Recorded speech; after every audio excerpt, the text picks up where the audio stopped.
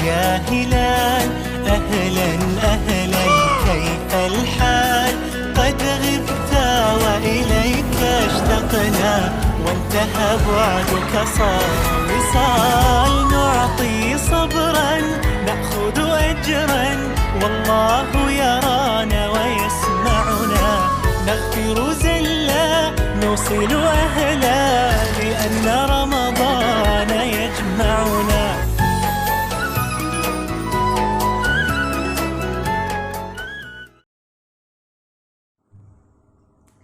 Bismillahirrahmanirrahim.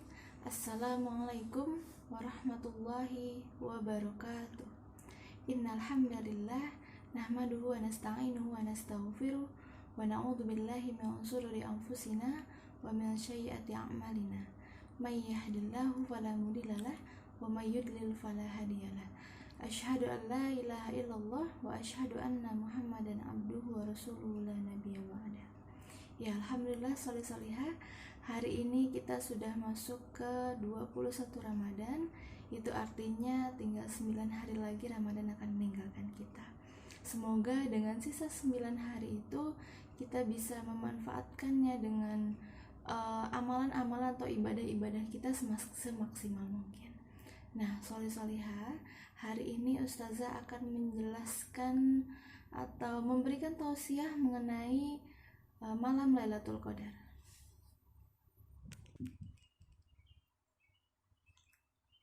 Apa malam Lailatul Qadar itu? Yaitu Allah menyebutkan dalam surat yang sangat mulia, yaitu surat Al-Qadar, menjelaskan tentang apa itu malam Lailatul Qadar dan bagaimana kemuliaan malam tersebut. Dalam surat Al-Qadar, A'udzu billahi minasyaitonir rajim. Inna anzalnahu fi lailatul qadr wa ma adraka ma lailatul qadr lailatul qadri khairum min alfi syahr tanazzalul malaikatu warruhu fiha biizni rabbihim min kulli amr salamun hiya hatta matla'il fajr. Yang artinya sesungguhnya kami turunkan Al-Quran pada malam kemuliaan. Apa malam kemuliaan itu? Malam kemuliaan itu lebih baik daripada 1000 bulan. Yang artinya sesungguhnya kami turunkan Al-Quran pada malam kemuliaan. Apa malam kemuliaan itu? Yaitu malam yang lebih baik daripada 1000 bulan. Malam itu turun malaikat dan malaikat Jibril yang diutus oleh Rabb-nya untuk mengatur segala urusan. Malam yang penuh dengan kesejahteraan hingga terbitnya fajar. Berikut kemuliaan-kemuliaannya, yaitu malam diturunkannya Al-Quran. Oleh sebab itu, pada malam ini perbanyaklah membaca Al-Quran dari malam-malam biasanya. Yang kedua, malam kemuliaan yang lebih baik daripada 1000 bulan. Apa maksudnya?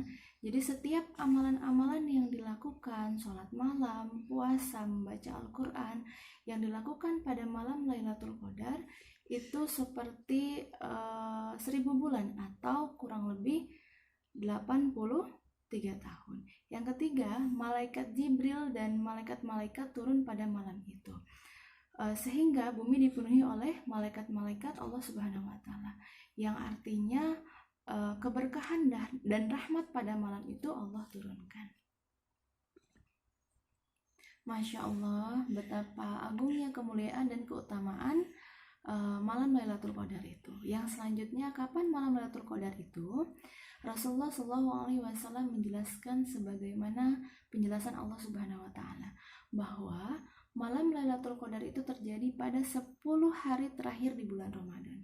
Dalam hadis riwayat Bukhari, yang artinya carilah Lailatul Qadar pada malam-malam ganjil, pada 10 hari terakhir di bulan Ramadan. Hadis riwayat Bukhari. Alhamdulillah, hari ini kita sudah memasuki hari ke-21 Ramadan atau malam pertama pada malam Lailatul Qadar. Maka persiapkanlah amalan-amalan untuk menghidupkan malam Lailatul Qadar itu. Yang terakhir, amalan-amalan yang dapat dilakukan pada malam Lailatul Qadar. Yang pertama adalah sholat malam.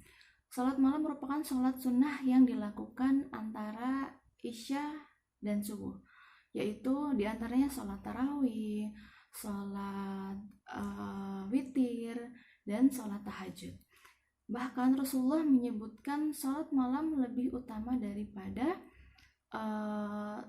setelah sholat 5 waktu. Ya salah. Pertama, sholat malam. Sholat malam merupakan sholat sunnah yang dilakukan di antara Isya dan subuh. Di antaranya sholat tarawih, sholat witir, dan sholat tahajud. Bahkan Rasulullah menyebut sholat malam merupakan sholat yang paling utama setelah sholat 5 waktu. Seperti dalam sabdanya, puasa yang paling utama setelah puasa Ramadan adalah puasa di bulan Muharram. Dan sholat yang paling utama setelah sholat fardu atau 5 waktu yaitu sholat malam. Hadis riwayat Muslim. Yang kedua, itikaf. Itikaf adalah berdiam diri di masjid yang tujuannya untuk mendekatkan diri kepada Allah. Tapi untuk di masa pandemi seperti ini, jika kita tidak memungkinkan untuk itikaf di masjid, maka lakukanlah di rumah yang tujuannya hanya untuk mendekatkan diri kepada Allah Subhanahu wa taala.